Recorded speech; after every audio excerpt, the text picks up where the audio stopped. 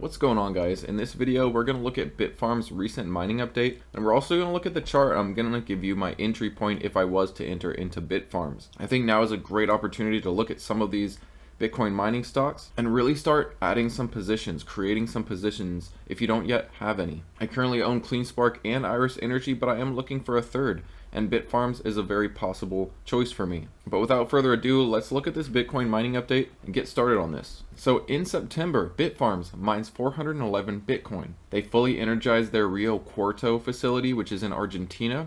It's now at 51 megawatts, expanding their total operating capacity to 233 megawatts. They increased their hash rate 9% to 6.1 exahash. And they improved their energy efficiency to 36 watts per terahash with their new 28 watt per terahash miners. And as said by Geoff Murphy, the CEO of Bitfarms, in September we continued to install new miners and fully energized Rio Cuarto to 51 megawatts, increasing our operating capacity by 9% to 233 megawatts. Year to date, we increased operating capacity by 24%.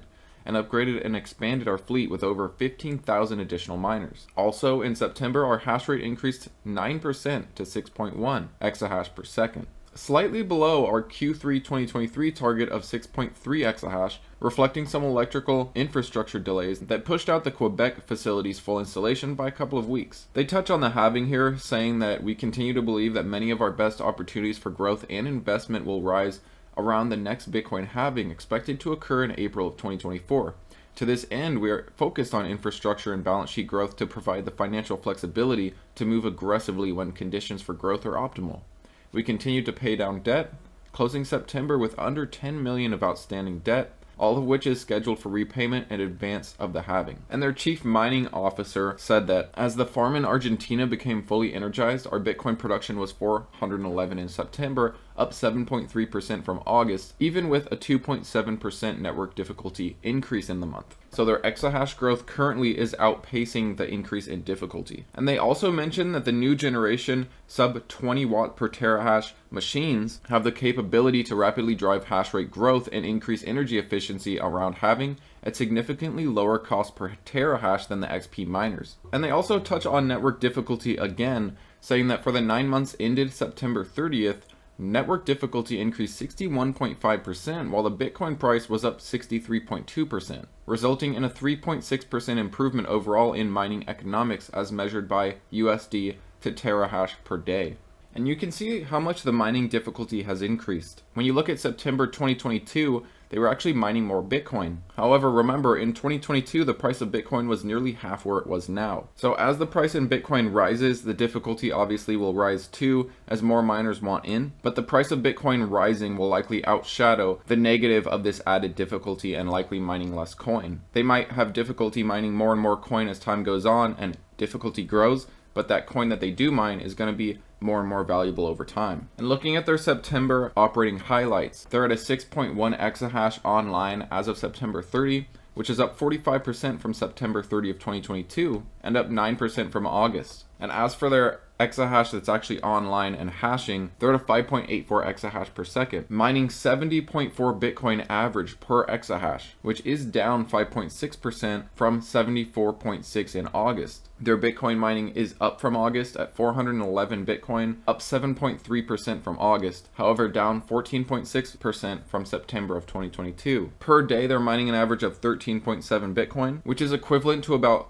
369,900 per day, approximately 11.1 million for the month based on the Bitcoin price of 27,000. They did install 4,600 miners in their Paraguay site. Construction advanced as planned. In Argentina, they increased their capacity to the full 51 megawatts and a hash rate of 1.475 exahash. In Quebec, their remaining installations expected to ramp operation capacity to the full 11 megawatts in early October. So we should see a little bounce in exahash moving forwards as well. And here's a financial update for September, going over their debt, their cash, and what they did with their Bitcoin. They sold 362 of their Bitcoin of the 411 mined, generating proceeds of 9.5 million. They increased their HODL to 703 Bitcoin sitting in their treasury. And they did this while reducing their outstanding debt by 1.9 million, bringing it down to 9.9 million. And they're currently holding 19 million in Bitcoin in their Bitcoin balance, and that's based on a $27,000 Bitcoin.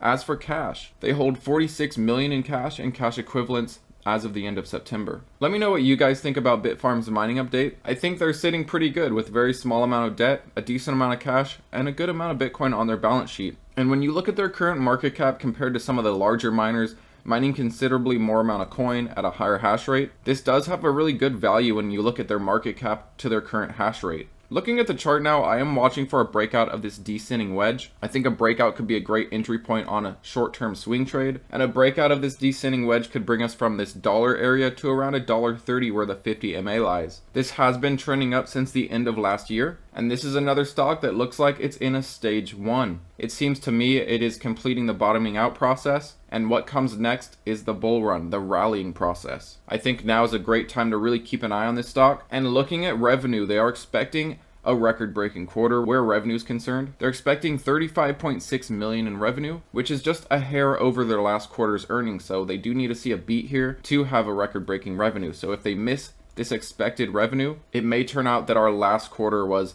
the top revenue. So they do have a chance for record-breaking revenue, but they do have to meet their expectations at the very least. And it won't be a substantial revenue gain from last quarter, but it could technically be a record-breaking quarter for revenue. And as Bitcoin continues to gain in value, these revenues will grow as we get closer to the halving. But this recent drop we've seen has pushed the 50 MA to a downward facing position. So I am watching for a breakout and a slow and steady move up towards the 50 MA. And after the breakout of this descending wedge, I'm watching for a breakout of the 50 MA to show that we have that bullish momentum still, to show that we can continue moving up and don't find resistance at the 50 MA. But I do think now is a great time to start taking these miners very seriously. We're seeing Bitcoin continuing to try to push higher after it tested 25K a few weeks ago. Typically October is a good month, and we have seen that so far. But let me know what you think about Bitfarms. It definitely seems like an attractive option to me to take advantage of the coming bull run. Thanks as always for watching, guys, and I'll catch you later.